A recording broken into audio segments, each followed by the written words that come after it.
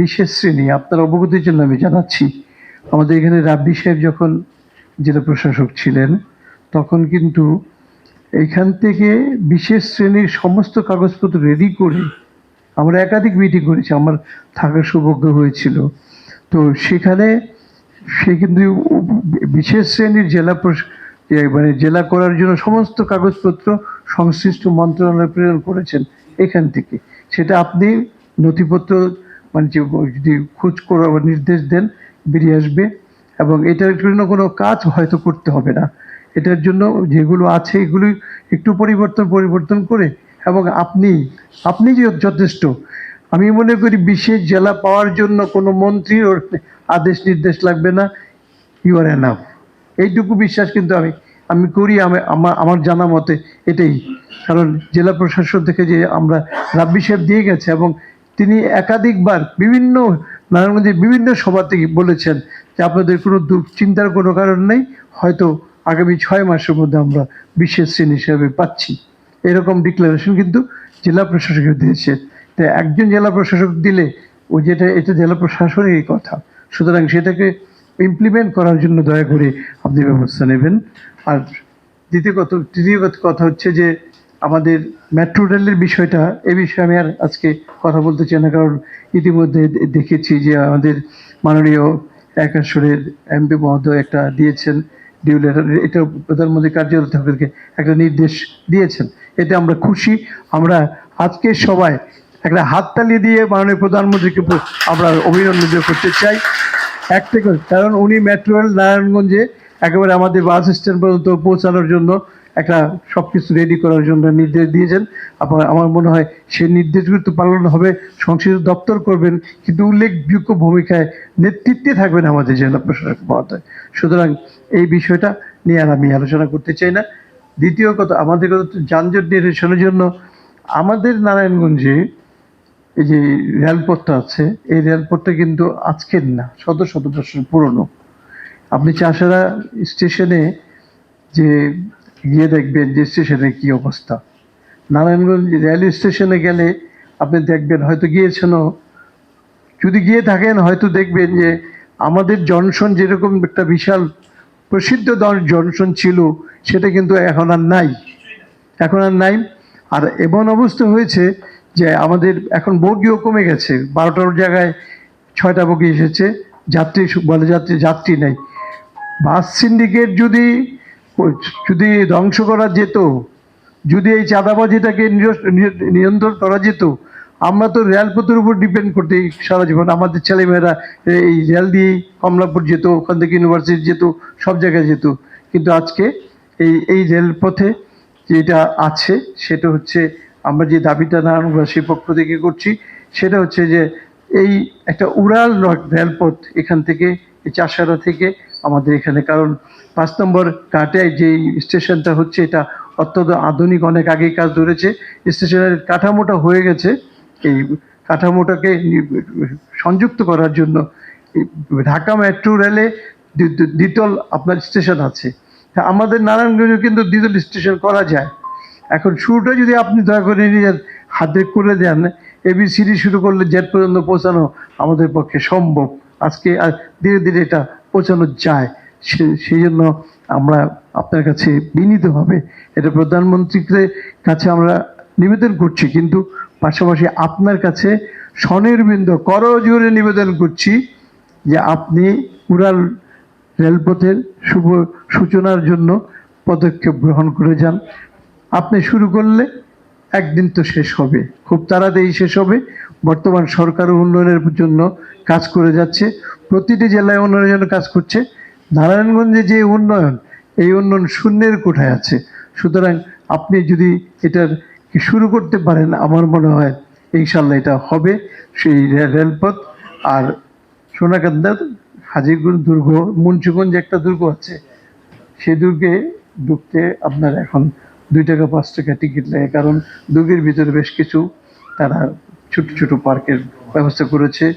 তা আমাদের দুর্গ 2টা এইভাবে পড়ে আছে, ধ্বংস হয়ে যাচ্ছে। এই দুর্গে 2টা লাশ, 2টা খুন হয়েছে আমাদের এইখানে। কারণ কি? কারণ হচ্ছে এখানে কোনো লোকালয় নাই। আমরা স্কাউট থেকে পরপর 2টা সমাবেশ করেছিলাম। আমাদের ধারণা ছিল যে একবার ইলেকট্রিসিটি গেলে ইলেকট্রিসিটি আসবে। এই দুর্গটাকে প্রত্যন্ত বিভাগের সাথে আলোচনা করে যদি একটা একটা মিনি পার্কও করা যায়, তাহলে কিন্তু 2টা দুর্গের যেমন ঐতিহ্য আমরা ধারণ করতে পারবো, আর এই দুর্গটা বাঁচাতে পারবো, এলাকার লোকও বিনোদন পাবে। এইটুকু হলো আমাদের আবেদন। আরেকটা কথা আপনাকে না বললেই না, শিল্পকলা একাডেমি, আপনি সভাপতি, আমাদের অনেক একটা সুন্দর জায়গা শিল্পকলা একাডেমি। এই শিল্পকলা একাডেমি স্টেজটা ভেঙে মাঝখান দিয়ে পড়ে আছে। ওই দিন একটা সভা করছিলাম, সাউন্ড নাই, এসি নাই। তো আমাদের জেলা প্রশাসক জেলা পরিষদের চেয়ারম্যান প্রশাসক বসা, তখন আমাকে বললো যে কিছুদিন আগে আমি সাউন্ড সিস্টেমের জন্য টাকা দিয়েছি 12 লাখ, কত লাখ টাকা, কিন্তু হলো না কেন? তা এই বিষয়টা আমার মনে হয় শিল্পকলা একাডেমি যারা দেখাশোনা করছেন, এখানে আমাদের পরিষদের জেলা পরিষদের যে প্রশাসক আছে তার সাথে যোগাযোগ করলেও পেয়ে যাবেন। আমার মনে হয় শিল্পকলাকে ইন্টারফেয়ার করতে হবে।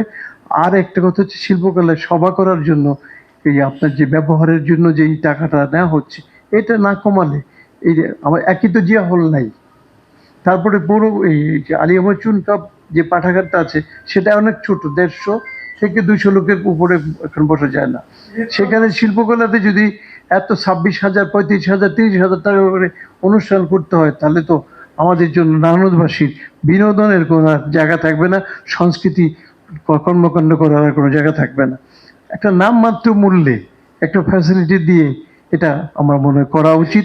আর শিল্পকলার একাডেমি যদি মনে করেন আপনারা, শিল্পকলা একাডেমির যে সামনের যে রাস্তাটা আছে, এখানে কিন্তু আপনি ছোট ছোট মার্কেট করলে অনেক অনেক মানে অর্থনৈতিক একটা আয় হতে পারে।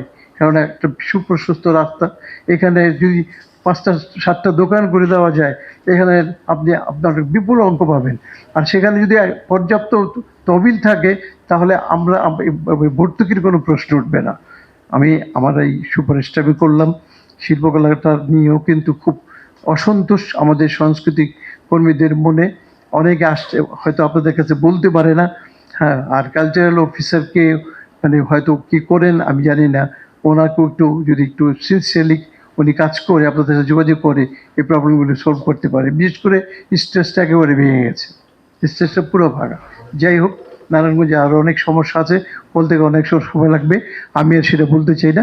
আমাদের একটাই কথা, যে মাননীয় জেলা প্রশাসক সাহেব, আমাদেরকে বাঁচান, আমাদেরকে শান্তির মধ্যে আমরা আছি, আমরা শান্তিতে থাকতে চাই।